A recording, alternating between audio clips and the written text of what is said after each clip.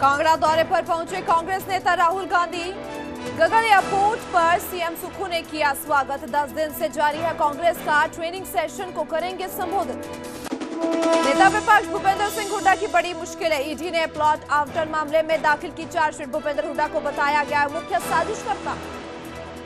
Dushyant police विवाद के बाद आज हिसार जाएंगे मुख्यमंत्री नायब सिंह सैनी। गुरु जम्बेश्वर यूनिवर्सिटी में अमृता देवी सर्कल का करेंगे लोकार्पण। निकाय चुनाव से पहले हरियाणा में बीजेपी की बड़ी पावर। मानेसर की मेयर ने थामा बीजेपी का दामन। कई पार्षद भी बीजेपी में हुए शामिल। गुरुग्राम में सीनियर और डिप्टी मेयर का चुनाव टला। अब 10 मई के बाद हो सकते हैं चुनाव। मेयर की मौजूदगी न होने से नहीं हुआ चुनाव, सूत्रों के हवाले से खबर। हरियाणा में निकाय कर्मचारियों की कल से बड़ी हड़ताल। 30,000 कर्मचारी 2 दिन तक हड़ताल पर रहेंगे। फायर ब्रिगेड कर्मचारियों के प्रदर्शन का समर्थन। आज सरकार के साथ होगी बात। हेडलाइंस के प्रायोजक पतंजलि गाय का घी, माँ का भरोसा, प्यार से परोसा।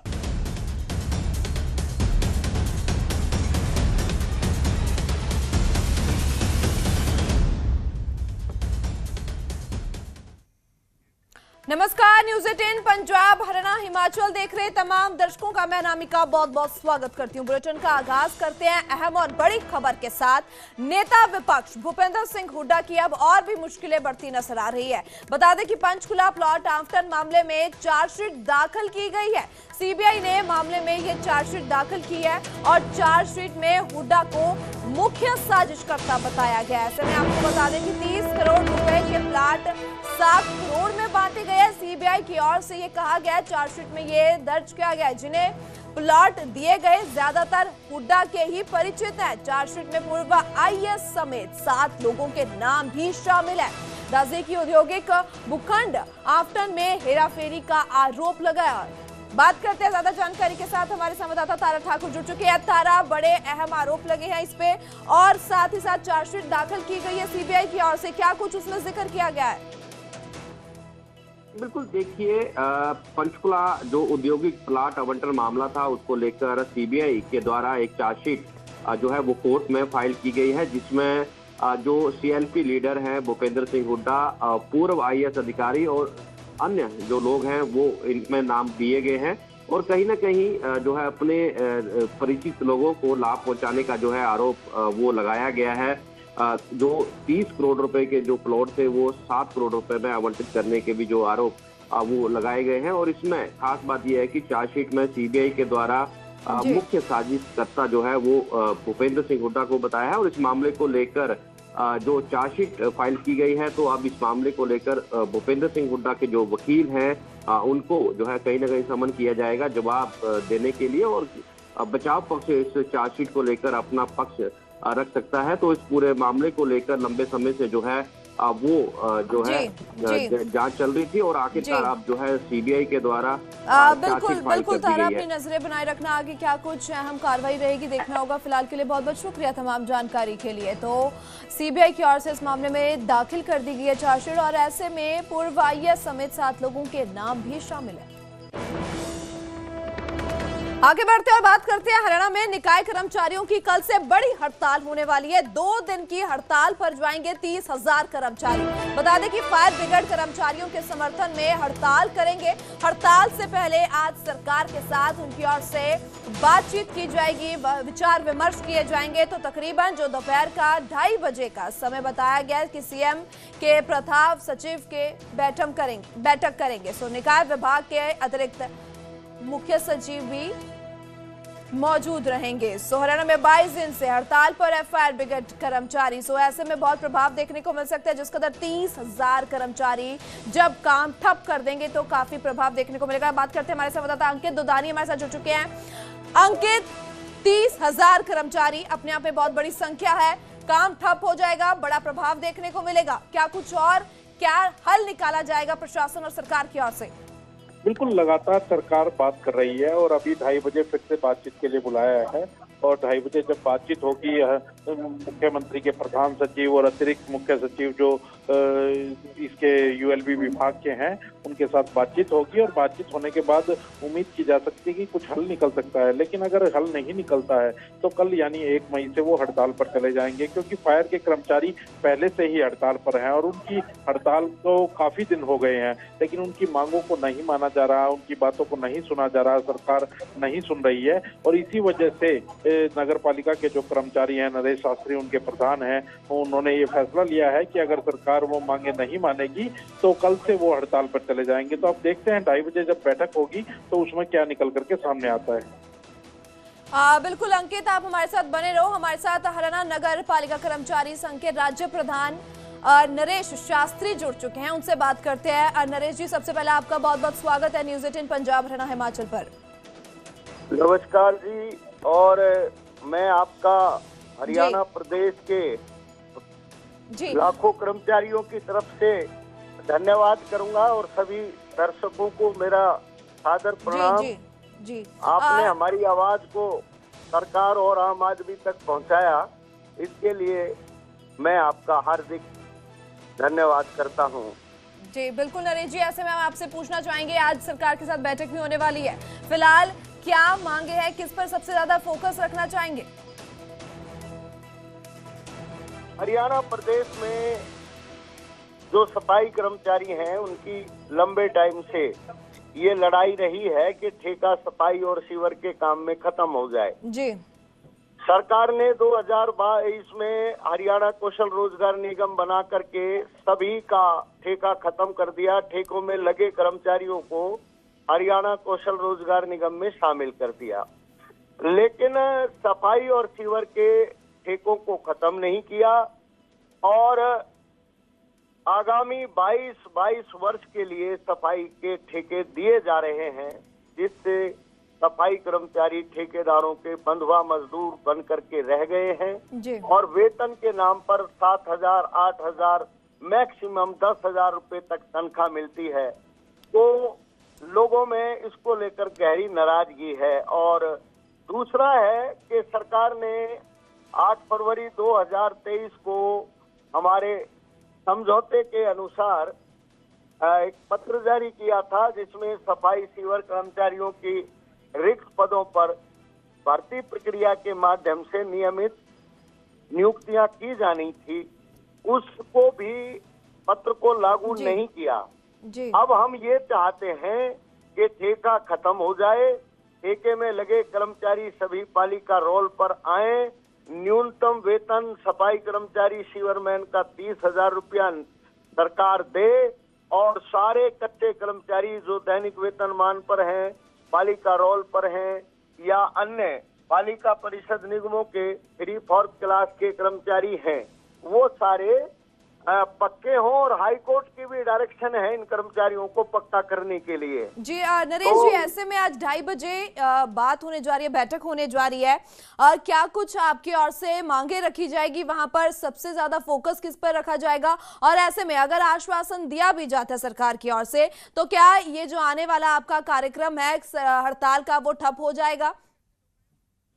मैम, मैं ये बताना चाहूंगा कि हमारी प्रमुख मांगे हैं, नंबर 1 ठेका खत्म हो, नंबर 2 सभी कच्चे कर्मचारी पक्के हों, सफाई कर्मचारियों का न्यूनतम वेतन 30,000 रुपए हो और सफाई कर्मचारियों को विशेष एस्क्रेशिया का लाभ मिले। और इनको अन्य जो हमारी मांगे हैं उन पर सरकार उन मांगों को पूरा करे। आश्वासन नहीं चाहते हम जी। हमारा लंबा ये तजुर्बा है, बातचीत होती है, मांगे मानी जाती हैं, प्रोसीडिंग जारी होती है, उनके पत्र जारी नहीं होते और पत्र जारी होते हैं तो उनको लागू नहीं किया जाता। उसके लिए हमें बार बार लड़ना पड़ता है।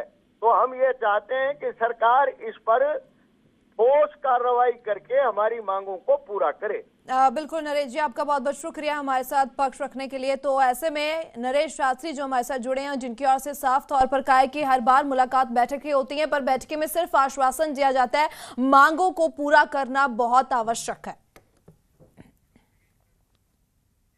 आगे बढ़ते हैं और बात करते हैं गुरुग्राम में सीनियर और डेप्यूटी मेयर चुनाव से जुड़ी बड़ी खबर सामने आई है। सीनियर डेप्यूटी मेयर और डेप्यूटी मेयर का चुनाव टल चुका है। सूत्रों के हवाले से अहम खबर हम आपके रूबरू करवा रहे हैं। अब 10 मई के बाद ये चुनाव हो सकता है। मेयर की मौजूदगी न होने से ये चुनाव टला है। तो बता दें कि 10 मई के बाद अब ये चुनाव कराया जा सकता है। किसी भी पार्षद को चुनाव की अभी तक जानकारी भी नहीं दी गई है। तो बता दें कि मेयर की अनुपस्थिति करके ये चुनाव टला है। जो ये अब तक की जानकारी सामने आई है तो 11 बजे का ये समय था जब चुनाव होने थे, पर उससे पहले अहम और बड़ी जानकारी सामने आई है कि चुनाव टल चुके हैं। तो बता दें कि 10 मई के बाद अब ये चुनाव कराए जा सकते हैं। मेयर की मुख्य कारण जो अभी तक बताया गया कि मेयर की अनुपस्थिति बताया गया और किसी भी पार्षद को चुनाव की जानकारी नहीं दी गई है। तो चुनाव टल चुके हैं। सूत्रों के हवाले से बड़ी खबर हम आपके रूबरू करवा रहे हैं। तो बता दें कि 11 बजे का ये समय था जब ये चुनाव होने थे, पर उससे पहले ये अहम जानकारी निकलकर सामने आई है। हालांकि काफी लंबे समय से इंतजार किया जा रहा था चुनाव का, जिसके बाद हाईकोर्ट के दिशा निर्देशों के बाद ये चुनाव होने जा रहे थे, पर उसी बीच जब मेयर की अनुपस्थिति के बताया जा रहा है, कारण बताया जा रहा है और इस कारण करके ही चुनाव टला है। तो बात करते हैं, हमारे संवाददाता धर्मवीर सिंह हमारे साथ जुड़ चुके हैं। धर्मवीर, अहम खबर सामने आई है। काफी समय बाद, काफी लंबे इंतजार के बाद ये चुनाव होने जा रहे थे और उसके बाद ये टल चुके हैं। धर्मवीर, आप तक हमारी आवाज पहुंच पा रही है? जी काफी समय के बाद इस चुनाव का इंतजार किया जा रहा था और ऐसे में आज ये सामने आ रहा है, मुख्य कारण बताया जा रहा है कि मेयर की अनुपस्थिति करके चुनाव टला है। क्या और कारण है, क्या कुछ और देखने को मिल रहा है? बिल्कुल, देखिए, आज सुबह 11 बजे का समय मुकर्रर किया गया था कि जब गुरुग्राम नगर निगम के डिप्टी मेयर और सीनियर डिप्टी मेयर का चुनाव होना था। हाईकोर्ट के आदेश के बाद ये चुनाव की तारीख मुकर्रर की गई थी। काफ़ी सारे जो पार्षद हैं वो यहाँ पर आ चुके हैं। यही वो जगह है जहाँ ये चुनाव संपन्न होना था। काफ़ी सारे पार्षद पहुँचे हैं, अधिकारीगण पहुँचे हैं, लेकिन अभी भी गुरुग्राम की जो मेयर है राजरानी मल्होत्रा वो यहाँ नहीं पहुँची है। उनकी तबीयत जो है वो ठीक नहीं बताई जा रही है, ये कारण है और बताया जा रहा है कि इसी वजह से ये चुनाव टाला जा सकता है। भले ही इसमें अगर हम सूत्रों की खबरों पर माने तो भले ही राजरानी मल्होत्रा जो मेयर है उसकी तबीयत खराब हो, लेकिन असल वजह जो है इसके पीछे की वो दो बड़े नेताओं के बीच की आपसी वर्चस्व जो है उसकी लड़ाई है। कहीं ना कहीं आपसी सहमति अब तक नहीं बन पाई है कि सीनियर डिप्टी मेयर किसको बनाया जाए, डिप्टी मेयर किसको बनाया जाए। केंद्रीय मंत्री जो राव इंद्रजीत सिंह है उनकी अपनी पसंद है, जबकि कैबिनेट मंत्री राव नरवीर की अपनी पसंद है। इन दोनों नेताओं की अपनी अपनी पसंद है, सीनियर डिप्टी मेयर को लेकर के और डिप्टी मेयर को लेकर के। और कहीं ना कहीं यही वजह है कि इन दोनों नेताओं की आपसी जो तलखी है वो इस चुनाव के ऊपर भी भारी पड़ रही है, क्योंकि ये चुनाव की पहले भी तारीख मुकर्रर की गई थी, उस वक्त भी ये चुनाव टाल दिया गया था। अब एक बार फिर से इस चुनाव की आज तारीख मुकर्रर की गई, लेकिन अब ये चुनाव होता हुआ नहीं दिख रहा है, क्योंकि अभी तक जो पार्षद थे वो आ चुके हैं, तय समय पे आ गए थे, लेकिन उसके बावजूद जो मेयर है वो यहाँ नहीं पहुंची और यही एक वजह है कि ये चुनाव अब होता हुआ दिखाई नहीं दे रहा है। अंतर्गत खाते ये खबरें बाहर पहले ही आ चुकी थी, कल शाम को ही आ चुकी थी कि ये चुनाव संपन्न नहीं होगा क्योंकि मेयर की तबीयत ठीक नहीं है। धर्मवीर, जैसे आप जिक्र कर रहे हैं कि कल शाम तक ही ये पता लग चुका था कि ये चुनाव नहीं होने वाले हैं, पर उसके बाद पार्षदों को जानकारी नहीं दी गई है। ऐसे में पार्षदों का क्या कहना है? बिल्कुल, देखिए, पार्षदों को जानकारी दी गई थी कि आप इस चुनाव होना है, आप लोग आए, वो आ चुके हैं, लेकिन जो अंदर खाते की जो राजनीति है जो चल रही है उस राजनीति का ये हिस्सा है कि आज चुनाव संपन्न नहीं होगा, क्योंकि राजरानी मल्होत्रा की तबीयत खराब बताई जा रही है। और ये जो तबीयत खराब बताई जा रही है इसके पीछे की भी कई सारी वजह हैं। अगर हम देखें तो पिछले दिनों भी जब चुनाव कराने की बात सामने आई थी तो उसके बाद हुआ नहीं था, क्योंकि जिसको डिप्टी मेयर और सीनियर डिप्टी मेयर बनाया जाना उस नाम पर कहीं ना कहीं सहमति नहीं बनी है। उस नाम को लेकर के हम कह सकते हैं कि दो नेताओं के साथ साथ संगठन की भी रायशुमारी जरूरी है और तीनों में आपसी तालमेल नहीं हुआ है और यही वजह है कि अब ये चुनाव होता हुआ दिखाई नहीं दे रहा है। धर्मवीर, लंबे समय के बाद ये चुनाव होने जा रहे थे, हाईकोर्ट के दिशा निर्देश के बाद तारीख तय की गई थी। अब सियासी गलियारों में हलचल तेज हो चुकी है जब ये चुनाव नहीं हो रहे हैं। ऐसे में आगे बात करें कब होंगे, क्या वो तारीख पुख्ता कर ली गई है? देखिए, अभी तक तारीख पुख्ता नहीं की गई है, लेकिन बात माना जा रहा है कि अब जल्द ही हो सकता है कि अगले महीने ही इन चुनावों को संपन्न करवाया जाए। और उससे पहले हम कह सकते हैं कि दक्षिण हरियाणा के जो दो बड़े नेता हैं, खासतौर से राव इंद्रजीत सिंह और राव नरबीर के साथ साथ संगठन जो है कहीं ना कहीं अब विचार विमर्श करेगा कि किस नाम पर सहमति बनाई जाए, किन लोगों को आगे किया जाए, किन लोगों पर के नाम पर सहमति बनती है। अगर ये इन दोनों नेताओं के अनुकूल अगर ये सहमति बनती है तो जाहिर सी बात है कि ये चुनाव जल्दी हो जाएगा और माना यही जा रहा है कि शायद अगले महीने तक इस चुनाव को संपन्न कर लिया जाएगा। धर्मवीर, ऐसे में कोई बयान और सामने आया हो, आधिकारिक तौर पर बयान दिया गया हो? देखिए, अभी तक आधिकारिक तौर पर कुछ भी नहीं कहा गया है। आधिकारिक तौर पर यही कहा गया था, कल जो एक तरह से मीडिया को बताया गया था कि आज यानी कि चुनाव होना है, लेकिन ये चुनाव होने की जो फॉर्मेलिटीज़ हैं वो पूरी जरूर की जा रही हैं, पार्षद जरूर यहाँ पर पहुँच रहे हैं, लेकिन चूंकि जब मेयर जो है वो नहीं पहुँची है तो जाहिर सी बात है कि उनका इंतजार किया जा रहा है और कुछ समय तक ही उनका इंतजार किया जाएगा। उसके बाद आधिकारिक तौर पर घोषणा की जाएगी कि ये चुनाव संपन्न हुआ या नहीं हुआ, और अगर नहीं हुआ तो अगली तारीख क्या होगी। बिल्कुल धर्मवीर, आपका बहुत बहुत शुक्रिया तमाम जानकारी के लिए। तो सूत्रों के हवाले से अहम खबर अब ये निकलकर सामने आई है कि चुनाव जो काफी लंबे समय से इंतजार किया जा रहा था, हाईकोर्ट के दिशा निर्देश के बाद ये तारीख तय की गई थी, तो फिलहाल के लिए अब ये चुनाव टल चुका है। इसके साथ बात करते हैं निकाय चुनाव से पहले बीजेपी की पावर बढ़ती नजर आई है। मानेसर की मेयर इंद्रजीत यादव बीजेपी में शामिल हुई है। केंद्रीय राज्य मंत्री राव इंद्रजीत सिंह और मोहन लाल बड़ोली ने पार्टी में ज्वाइन करवाया। तो बता दें कि 2025 के चुनाव में निर्दलीय जीती थी इंद्रजीत यादव और बीजेपी प्रत्याशी को 2000 से ज्यादा वोटों से उनकी ओर से हराया गया था। कई पार्षदों ने भी ज्वाइन किया अब बीजेपी। तो ऐसे में अब बीजेपी की पावर बढ़ती नजर आई है, जब मानेसर की मेयर की ओर से दामन जो कि बीजेपी का पकड़ा गया है और बीजेपी में शामिल हुई है। केंद्रीय राज्य मंत्री राव इंद्रजीत सिंह और मोहन लाल बड़ोली की ओर से पार्टी में ज्वाइनिंग करवाई गई और उसी बीच की तस्वीरें भी सामने आई है। हालांकि ज्वाइनिंग के बाद भी उनके प्रतिक्रम जो सामने आया और साफ तौर पर कहते नजर आए हैं कि काफी प्रयास जो कि है लोगों की ओर से किए गए थे, बाकियों की ओर से किए गए थे कि हम ये ज्वाइन ना कर सके, पर ये काफी बयान अब देखने को मिल रहे हैं, जिसके बाद ये तस्वीरें भी सामने आई है जहां मानेसर की मेयर की ओर से बीजेपी में ज्वाइनिंग की गई है।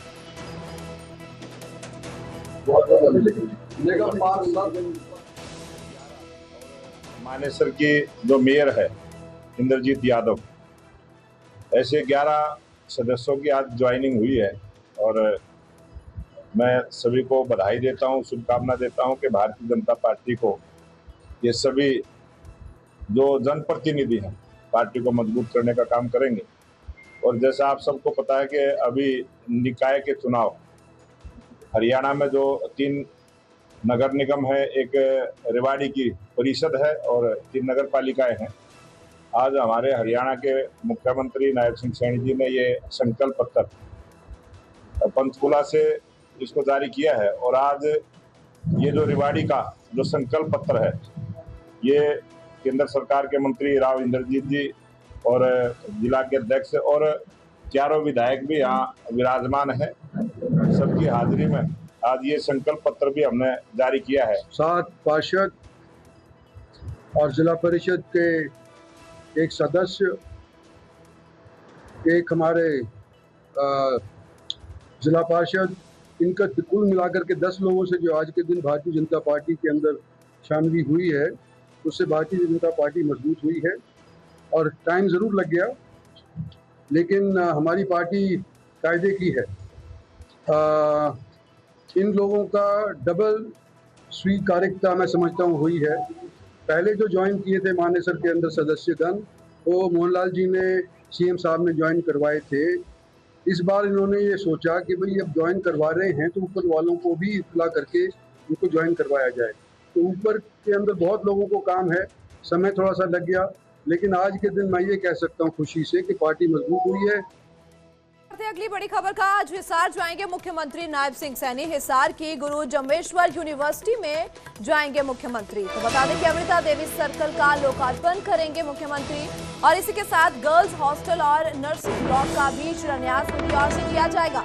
हालांकि कुछ दिन पहले ही जीजेयू में विवाद हुआ था, विवाद काफी हद तक बढ़ा था, जहां जेजेपी नेताओं और पुलिस के बीच विवाद देखने को मिला था, जिसके बाद काफी हद तक ये हंगामा होते नजर आया था। और अब इस विवाद के बाद आज हिसार जाएंगे, जहां उनकी ओर से गुरु जम्भेश्वर यूनिवर्सिटी में पहुंच की जाएगी मुख्यमंत्री की ओर से, और अमृता देवी सर्कल का लोकार्पण करते हुए नजर आएंगे। सो जीजेयू में आज मुख्यमंत्री की ओर से पहुंच की जानी है। गर्ल्स हॉस्टल और नर्सिंग ब्लॉक का शिलान्यास उनकी ओर से किया जाना है। सो विवाद के बाद मुख्यमंत्री का ये दौरा देखने वाला है। सो सीएम की ओर से विकास की सौगात दी जाएगी आज जीजेयू में। सो नायब सिंह सैनी सीएम वहां पे पहुंचेंगे और विकास की सौगातें देते हुए नजर आएंगे, जहां अमृता देवी सर्कल का लोकार्पण करेंगे। गर्ल्स हॉस्टल और नर्सिंग ब्लॉक का शिलान्यास उनकी ओर से किया जाएगा।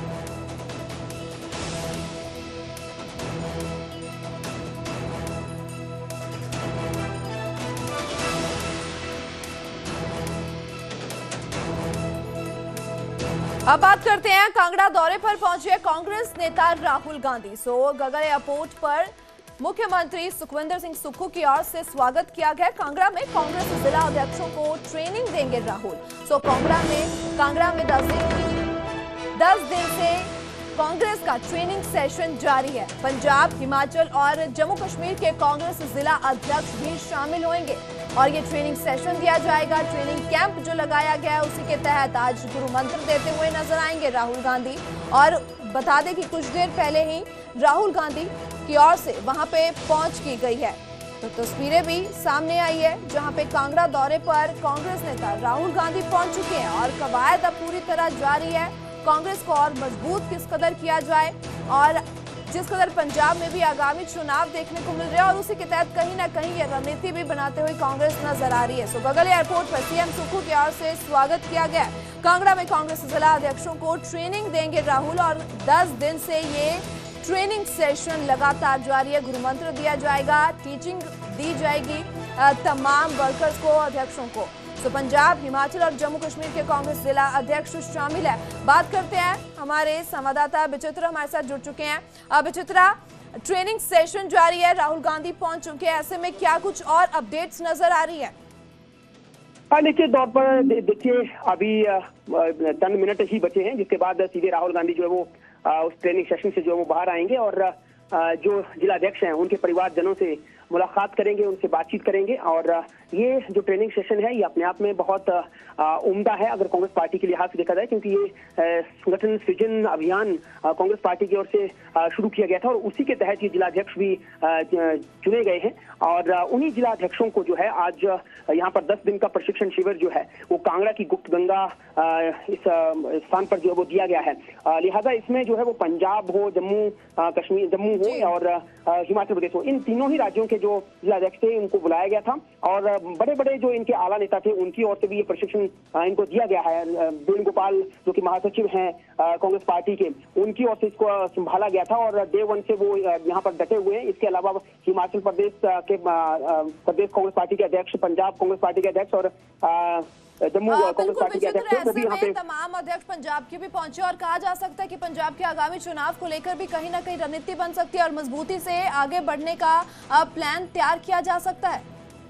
बिल्कुल बिल्कुल इसी बात को इनको बताया जा रहा है। और देखिए कि इनको ये भी कैसे जो विपक्षी दल है यानी भारतीय जनता पार्टी है उनका जो मूल विचार है वो कितना सशक्त है, वो ग्राउंड लेवल पर जाकर कैसे काम करते हैं, तो उसी से इतर जो है कांग्रेस पार्टी भी ग्राउंड पर जाए, धरातल पर जाए और उसका मूल मंत्र जो है इन जिला अध्यक्षों को दिया जा रहा है। क्योंकि नए तरीके से इसका सृजन अगर किया जा रहा है तो उनको इसी तरह के टिप्स दिए जा रहे हैं कि कैसे सत्ता के साथ जो है पूरी जिम्मेदारी के साथ जो आप लोगों को पार्टी को आगे लेकर जाना है, कार्यकर्ताओं में जोश भरना है, तो उसके लिए आपके पास किस तरह के टिप्स होने चाहिए, किस तरह के मंत्र होने चाहिए। तो वो तमाम सारी चीजें जहां 5 राज्यों में चुनाव हुआ वहां की तस्वीर कांग्रेस की काफी नजर आई है, साफ देखने को मिली है। क्या रिजल्ट्स आए हैं, क्या उसको लेकर भी मंथन किया जा सकता है कि क्या और मजबूती, क्या प्लान किया जा सके?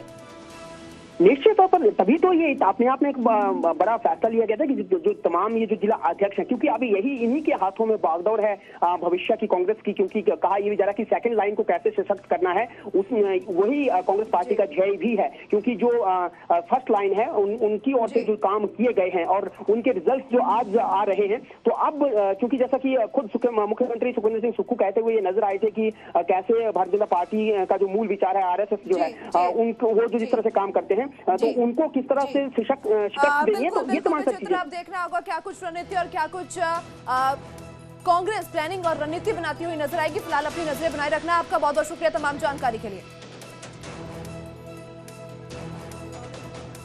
हरियाणा में मात्र 6 मेडिकल कॉलेज थे साथियों, आज जिनकी संख्या बढ़कर के हरियाणा प्रदेश के अंदर 17 मेडिकल कॉलेज आज काम कर रहे हैं। और मुझे ये भी खुशी है कि उस समय डॉक्टरों की जो एमबीबीएस की सीटें थी वो मात्र 700 थी, जो आज बढ़कर के 2710 प्रति वर्ष हमें डॉक्टर्स मिल रहे हैं। उसके ऊपर हमने गति से काम किया है। और इसी तरह चाहे नर्सिंग की बात हो, फिजियोथेरेपी की बात हो या पैरामेडिकल में शिक्षा का विस्तार, वो हमने गति से किया है। हमने केवल स्वास्थ्य संसाधनों की संख्या नहीं बढ़ाई है, बल्कि उनकी गुणवत्ता पर भी हमारी सरकार ने विशेष तौर से हरियाणा में ध्यान दिया है। राज्य में 1479 स्वास्थ्य संस्थान जो राष्ट्रीय गुणवत्ता आवासन मानकों के अंतर्गत वो प्रमाणित भी हो चुके हैं। और साथियों, हमारा लक्ष्य है कि हर नागरिक को विश्व स्तरीय स्वास्थ्य सेवाएं उनके नजदीक ही वो उपलब्ध हो, उसको लेकर के हम काम कर रहे हैं। अभी बताया भी गया है कि हमने ये पिछले दिनों निर्णय किया कि हमारा एक डिस्ट्रिक्ट में एक सरकार की तरफ से एक हॉस्पिटल उन मानकों के ऊपर होगा जो उस डिस्ट्रिक्ट के अंदर, अगर हम प्राइवेट सेक्टर्स की तरफ देखें, प्राइवेट सेक्टर्स के अंदर जो हॉस्पिटल जिसमें सब सुविधाएं होती हैं, वो सारी की सारी सुविधाएं वो हमारे उस सरकारी हॉस्पिटल में उपलब्ध हो। और उसको हमने काम को आगे बढ़ाते हुए आज हरियाणा के अंदर हमने 10 हॉस्पिटल ऐसे खड़े कर दिए हैं। हमने टारगेट रखा है कि 30 जून तक हरियाणा के हर जिले में उन सुविधाओं से सुसज्जित वो हर हॉस्पिटल के अंदर डिस्ट्रिक्ट लेवल के ऊपर ये खड़े हो जाएंगे। हम नागरिक को सरकारी हॉस्पिटल के अंदर उसका विश्वास बढ़े मेरे डॉक्टरों के ऊपर, उनको अच्छी स्वास्थ्य सुविधाएं वहां पर उपलब्ध हों, उसको लेकर के हम निरंतर काम कर रहे हैं। साथियों, हम देखते हैं कि मातृ एवं शिशु स्वास्थ्य के क्षेत्र में भी हमने उल्लेखनीय प्रगति की है। प्रत्येक जिला अस्पताल पर हमने आधुनिक मातृत्व शिशु स्वास्थ्य विंग स्थापित करने का काम वो तेजी से किया है। आज राज्य में संस्थागत जो प्रवेश दर 98.80% तक वो पहुंच गई है और इससे मातृत्व एवं शिशु मृत्यु दर में भी उल्लेखनीय कमी आई है। और इस तरह प्रदेश में पूर्ण टीकाकरण दर 105% वो हो चुकी है। साथियों, हमने निरोगी हरियाणा जैसी पहल के माध्यम से हर नागरिक के स्वास्थ्य की जांच वो सुनिश्चित की है। अब तक हमने अंत्योदय परिवारों के लगभग 1 करोड़ नागरिकों की वो स्क्रीनिंग भी की जा चुकी है और 5.86 करोड़ से अधिक लैब टेस्ट हमने फ्री में करने का काम वो किया है। और इससे हमारे नागरिकों को समय रहते बीमारियों का वो पता लगाकर उनका उपचार भी संभव हमने किया है। हमने प्रदेश में आपातकालीन स्वास्थ्य सेवाओं को मजबूत करने के लिए लगभग 550 एम्बुलेंस का नेटवर्क वो भी स्थापित किया है। और इसके साथ साथ हमारी जो एक आपातकालीन व्यवस्था है डायल 112 से उसको जोड़ा है। और आज हरियाणा के अंदर अगर कोई व्यक्ति फोन करता है तो उसको 9 से 10 मिनट के अंदर एम्बुलेंस उसके द्वार के ऊपर पहुंच जाती है। ये व्यवस्था हमने हरियाणा प्रदेश के अंदर खड़ी की है। और साथियों, हम जिलों में चाहे जिसका मैंने जिक्र किया है, सीटी स्कैन, हमारे जो डिस्ट्रिक्ट हॉस्पिटल्स हैं उनमें सीटी स्कैन लगाने की बात हो, चाहे एमआरआई की सेवाएं उपलब्ध कराने की बात हो, और इस समय हमने लगभग अस्पतालों में सीटी स्कैन तथा 7 जिलों में जो हमारे सरकारी हॉस्पिटल्स हैं उनके अंदर एमआरआई की सुविधाएं हमने उपलब्ध कराई हैं।